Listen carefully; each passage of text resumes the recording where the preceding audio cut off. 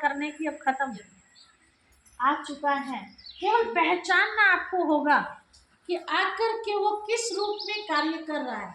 कहीं भी आप सत्संग में चले जाओ, हर जगह आपको ये सुनने को मिलेगा कि भगवान जी यहाँ आते हैं, है ना। और ओम शांति वाले भी क्या करें, भगवान जी यहाँ आते हैं। अब पहचानना तो आपको है, ठीक है। कि सच्चा ज्ञान हमें कहाँ मिल रहा है, किसी की मत सुनो, आपका दिल और दिमाग जो स्वीकार करता है वो सुनो, उसी से आपकी नैया पार है ना। मैं जो सुना रही हूँ हाँ जी नहीं, दिमाग किस लिए दिया है, सोचने समझने, इसको भी यूज करें। अभी तक हाँ ने गुरु महाराज ने या सरोज दीदी ने कहा सतवचन महाराज, क्यों करें। मेरी बचपन से आदत है खोज की।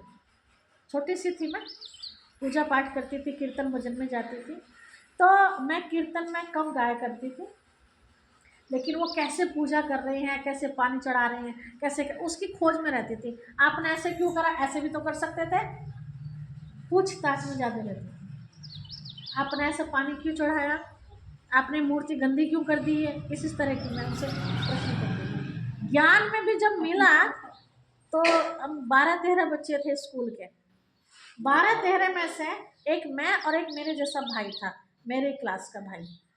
हम दो ही एक ऐसे बच्चे थे जो भाई जी से बहुत सारे प्रश्न करा करते थे, हर पॉइंट पे काट करते थे उनकी, हर पॉइंट पे। कोई शास्त्र नहीं पढ़े हुए थे, लेकिन दुनिया में सुनते थे ना सारी बातें।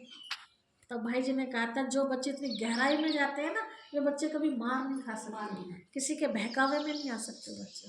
तो जो हम आपको सुना रहे हैं ना, ये हमने सुनी हुई बातें नहीं सुनाई आपको, प्रैक्टिकल अनुभव करी हुई बात है। जैसे अगर आपको सेब दे दिया जाए या केला दे दिया जाए, केला आपने खाया, आपको पता उसका टेस्ट कैसा है। अगर आपको कोई नकली केला दे दे तो आपको पता चलेगा नहीं चलेगा। लेकिन आप असली केले को भी सतवचन महाराज और नकली केले को भी सतवचन महाराज, तो गलत है ना। देसी टमाटर भी सतवचन महाराज, और आजकल जो हाइब्रिड वाले आ रहे हैं वो भी दोनों में अलग अंतर है ना, दोनों में गुण भी अलग अलग है, टेस्ट भी अलग और रूप रंग भी अलग है ना। तो पहचानना तो हमें होगा ना। तो वो सत्यम शिवम सुंदरम परमात्मा आ चुके हैं, हम सबको सुंदर सुंदर बातें सुना के सबको सुंदर बना रहे। अब बनना ना बनना किसके हाथ में है, हमारे हाथ में, अपने हाथ में है। वही एक ऐसा पिता है जो पढ़ाई की फीस नहीं लेता है। कभी बाबा ये नहीं कहता मेरे ऊपर चढ़ावा चढ़ाओ। शिव बाबा कैसा है, निराकार, मतलब बिना देह के है। तो जिसके पास देह ही नहीं, उसे कपड़ा चाहिए नहीं, उसे रोटी चाहिए नहीं, उसे मकान चाहिए नहीं, उसे प्यास लगेगी, भूख लगेगी, मतलब हाँ ठीक है। शिव बाबा को कुछ नहीं चाहिए हमसे, सिर्फ एक चीज चाहिए, देंगे पक्का, हाथ खड़ा करो जो देंगे। बच्चे भी हाथ खड़ा कर रहे हो, ठीक है। रुपया पैसा नहीं मांगा जाएगा, कभी सोच रहे हो कुछ नहीं मांगा जाएगा, ठीक है। देखो हम सब मंदिर में जाते थे, जाके क्या करते थे, सबसे पहले घंटा बजाते है ना। अब शिव बाबा कहते हैं बच्चे घंटा बजाना मतलब जगाना। जैसे हम आपके दरवाजे पे आए तो क्या करेंगे, गेट बजाएंगे। अब क्यों बजा रहे, गेट खोलो, है ना। या आप सो रहे हो तो जाग जाओ, आपको सचेत कर रहे हैं कि हम आ चुके हैं। भगवान को क्या बोलते हैं कि वो त्रिनेत्री है। तो जिसके पास तीसरा भी नेत्र हो, क्या उसे बताने की जरूरत है ना कि हम आ गए, नहीं, वो तो वहीं से बैठा बैठा देख कौन आ रहा है ना। आजकल विज्ञान ने भी कंप्यूटर ये सब कैमरे आदि लगा दिए, वहीं से बैठे बैठे देखते रहते कौन आ रहा कौन जा रहा है ना। तो वो जब घंटा बजाते थे तो बाबा कहते बच्चे अब घंटा बजाने की जरूरत नहीं है, घंटा देने की जरूरत है, देने की जरूरत है। समय दो। समय।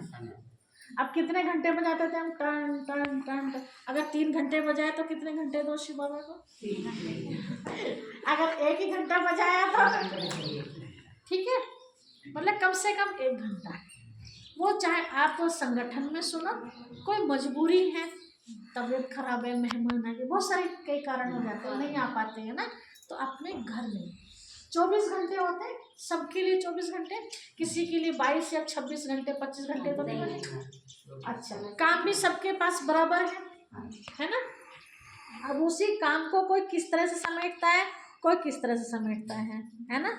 24 घंटे में से कितनों के पास तो ऐसा कि 24 के 24 हमारे बाबा के लिए अर्पित है। मैं बाबा के साथ और बाबा मेरे साथ, जैसे हमारी राधा बहन जी बाबा में मत रहते, काम करे तो बाबा बाबा, है ना। तो बाबा से अलग नहीं है ना, 24 के 24 घंटे बाबा के साथ। हमें देखोगे बाबा और कुछ, मतलब अगर किसी का फ़ोन भी आ जाता ना, कल मेरे पास शिकायत आई किसी की, एक बहन का ऑपरेशन हुआ 2 महीने पहले। हमारी तपस्या चलती है मसूरी में, तो अब की बार 200 हमने 77 घंटे मौन तपस्या की थी। तो जिस दिन तपस्या होने वाली थी उस दिन मैंने को पूछा, बहन कब पहुंच रहे हो, तो पता चला कि दीदी मेरा तो ऑपरेशन होने वाला है, मैं तो हॉस्पिटल में हूँ। मैंने कहा अच्छा। और फिर हमारी तो तपस्या चालू हो गई, शाम से 16 तारीख तक तपस्या चली, 4 से 16। अब तपस्या में तो हम उन्हीं को याद करेंगे, किसी और को थोड़ी ना याद करेंगे, ठीक है, दिमाग से निकल गई पूरी बात। अब उसके बाद हम शिवरात्रि के प्रोग्रामों में जगह जगह शिव बाबा के झंडे, उसके बाद होली के प्रोग्राम में बिजी होना, टोटल बिजी, नींद भी पूरी नहीं होती हम लोगों की कई बार। तो कल किसी के द्वारा पता चला कि दीदी तो इतनी निर्मोही होगी, हमारा ऑपरेशन हुआ, दीदी ना पूछा तक भी नहीं, फोन तक नहीं आया दीदी का, किसी के द्वारा पता चला, मतलब नाराजगी दिखा रही थी वो बहन। मैंने जब फ़ोन किया तो मैंने कहा कैसे हो, कहा दीदी बढ़िया, आपने तो मैं याद ही नहीं किया। मैंने कहा रोज़ शिव बाबा कहते हैं मुझे याद करो, किसी को याद ना करो। अब बताओ मैं आपकी बात मानूं या शिव बाबा की बात मानूं? शिव बाबा कहते हैं रोज सबको भूल जाए बच्चे, सबको भूल जाए, मतलब ऐसे नहीं कि अपनी जिम्मेवारियों को भूल जाओ, है ना, कि माता जी को क्या देना, पिताजी को या बच्चों को, ये जिम्मेवारी नहीं भूलना, ये तो पूरा अच्छी तरह निभाना जिम्मेवारी तो चलनी है। जो हमें जरूरत नहीं उनको हमें याद करके क्या में, इतना शिव बाबा को नहीं याद करें। भाई आपको याद करने से थोड़ी ना मुझे कुछ मिलेगा, आप भी जिसको याद कर रहे हो उसको, तो आप हमें भी याद नहीं करना, भाई जी को भी याद नहीं करना, रोहतास भाई जी को भी ना, सरोज बहन को। सरोज बहन ने क्या सुनाया, रोहतास भाई जी ने क्या, उन बातों को याद करना, उन बातों को याद करने से कल्याण होगा, ना कि हमें और भैया को याद करने से होगा, ठीक है। तो बहन को करी सॉरी दीदी, मैंने तो बहुत बड़ी गलती का शिकायत भी कर दी जी। हाँ पार वही तारेगा, हम तो केवल आपको देखो, हमें जो सुकून मिला है, हमें जो प्राप्ति हुई है, आप हमारे परिवार के हो, है ना। हम सब नारा लगाते थे ना, दुनिया में देखो झूठे नारे लगाते हैं, हिंदू मुस्लिम सिख ईसाई आपस में सब भाई भाई सब लगाते हैं, लेकिन प्रैक्टिकल देखो तो छुरा मारने को तैयार कुछ भी नहीं है। बताइए तो बताइए, तो क्या भाई भाई राय सब कहने के लिए नारे लगा रहे, लेकिन यहाँ शिव बाबा क्या कह रहे हैं, बच्चे जो सोचते हो वही बोलो, और जो बोलते हो माता जी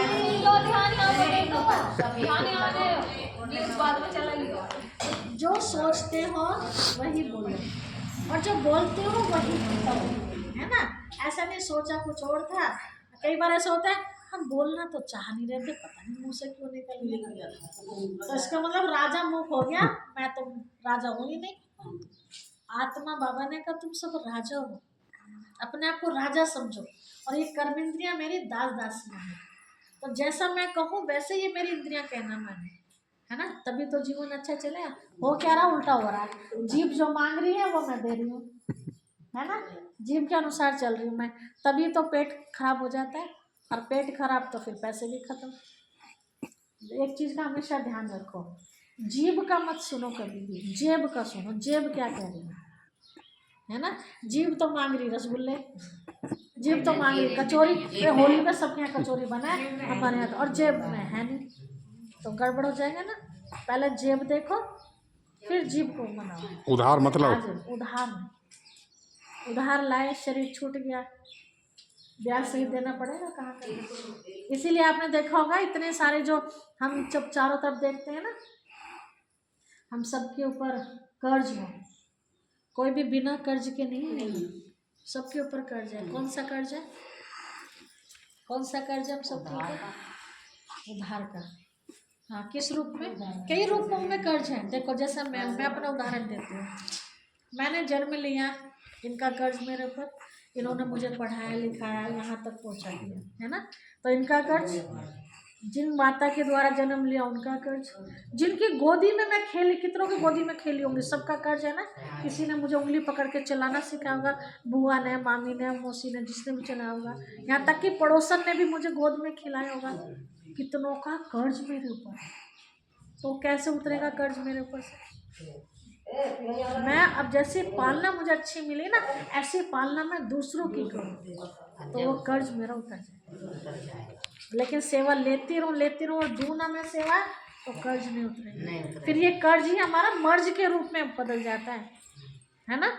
ये कर्ज मर्ज, और जब मर्ज होता है तो फिर ये कर्ज हमारा डॉक्टर के पास उतरता है। ठीक है, आप गहरी बात सुना रहे हैं, सुना के पूरा करते हैं। देर तो नहीं हो रही है आप सबको? नहीं, हमें देर ना हो। 4 भी बज जाए जी। हम तो 3:30 बजे। अब इसमें आप तो 3 घंटे दे दिए ना इन्होंने। 4 भी बज जा। चाहे 5 बज जाइए। पूरे घर का कौन करेगा ना? बजने वाले हैं। अच्छा हो जाएगा घर में। मन ही नहीं करता बहन जी उठने के लिए। तो पक्के बच्चे, अच्छा ये तो बहुत आगे बढ़ने वाले बच्चे हैं। चलो हम भी 3 बजे पूरा करते हैं क्योंकि आगे भी जाना है ना। क्या बजे? मंदवाड़ी क्या बज गए? 20 मिनट रह गए। अच्छा, लो 20 मिनट। 3 बजे।